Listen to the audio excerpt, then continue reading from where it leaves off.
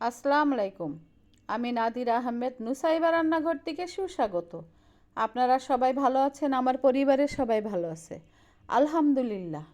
আজকে আপনাদের মাঝে আরও একটা পিঠা রেসিপি নিয়ে আসলাম, সেটা হলো ভাজা কুলি পিঠা। এটা করতে যা যা লাগছে, এই কুলি পিঠা অনেকে খিসা দিয়েও তৈরি করে, আবার মাংস দিয়েও তৈরি করে। আমি আজকে খিসা দিয়ে তৈরি করব। আমি 3 কাপ পানি নিয়ে নিলাম, তার ভিতরে 1 টেবিল চামচ লবণ দিয়ে পানিটা ফুটে উঠলে 1 কেজি চালের গুঁড়া দিয়ে দিলাম। দিয়ে এটাকে কিছুক্ষণ ঢাকনা দিয়ে ঢেকে ভাপে রাখতে হবে, প্রায় 5-6 মিনিটের মতো। তারপরে এসে আমি একটু ফাঁকা করে দিলাম যেন চালের গুঁড়ির উপর পানিটা উঠে যায়।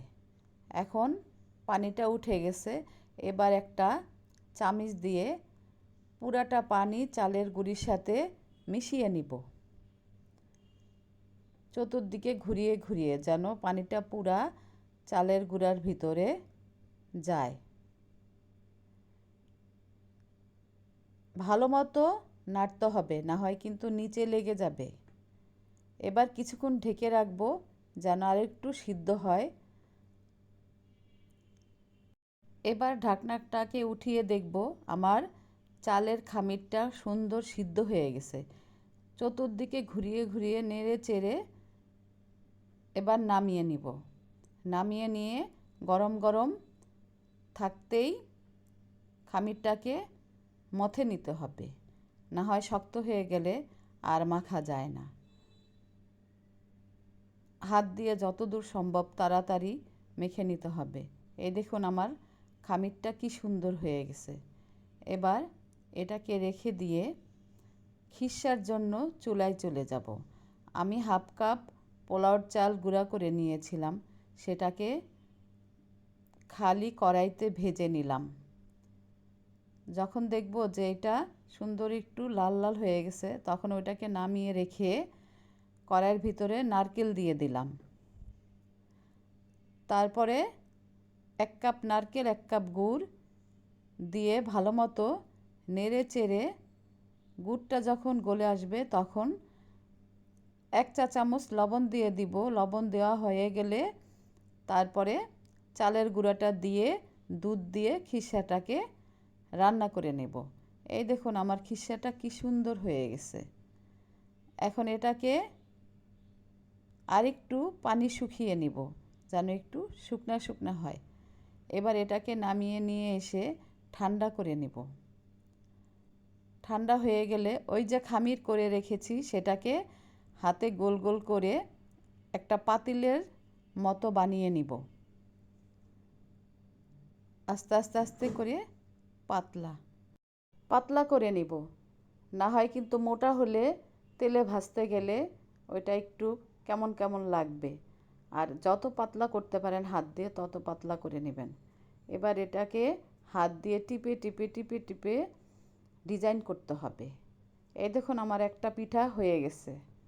এবার আমি আরও একটা পিঠা আপনাদের বানিয়ে দেখাচ্ছি। এটাকেও আস্তে আস্তে হাত দিয়ে পাতলা করে নিতে হবে। তারপরে খিসা ভিতরে ভরে হাত দিয়ে টিপে টিপে আবার ডিজাইন করে নিতে হবে। এভাবে করে আমি সবগুলো পিঠা তৈরি করে নিব। এটা আপনাদেরকে বলে বোঝানো যাবে না, দেখে বুঝে নেন। এই দেখুন আমার পুলি পিঠাগুলো সব বানানো হয়ে গেছে। এবার আমি চুলায় তেল আগেই গরম করে রেখেছিলাম, এটা অনেক গরম তেলে দিতে হবে। পরে আস্তে আস্তে ভাজতে হবে। এক পিঠ ভাজা হয়ে গেছে, আবার উল্টিয়ে দিলাম। এভাবে 2-3 বার উল্টিয়ে দিলে ভালো মতো ভাজা হবে। যখন দেখবে একটু বাদামি বাদামি কালার হয়েছে তখন বুঝবো আমার পিঠাগুলো ভাজা হয়ে গেছে। এবার পিঠাগুলো একটা প্লেটে উঠিয়ে সাজিয়ে পরিবেশন করব। কুলি পিঠাগুলো আমার অনেক সুন্দর হয়েছে। আপনারাও বানিয়ে খাবেন এবং আমার সাথে থেকে আমাকে লাইক, কমেন্ট, শেয়ার এবং সাবস্ক্রাইব করবেন। ফেসবুকে ফলো দিবেন। এই দেখুন আমার পিঠাটা ভেঙে দেখাচ্ছি। ভিতরেও কি সুন্দর হয়েছে, কোনো কাঁচা নাই, মচমচাও অনেক সুন্দর হয়েছে। ভাজা পিঠাটা 2-3 দিন রেখে খাওয়া যাবে। আমার রেসিপিগুলো কেমন হয় যদি আপনারা কমেন্ট করে বলেন, তাহলে আমি ভুল ত্রুটি থাকলে ঠিক করতে পারবো। আল্লাহ হাফেজ।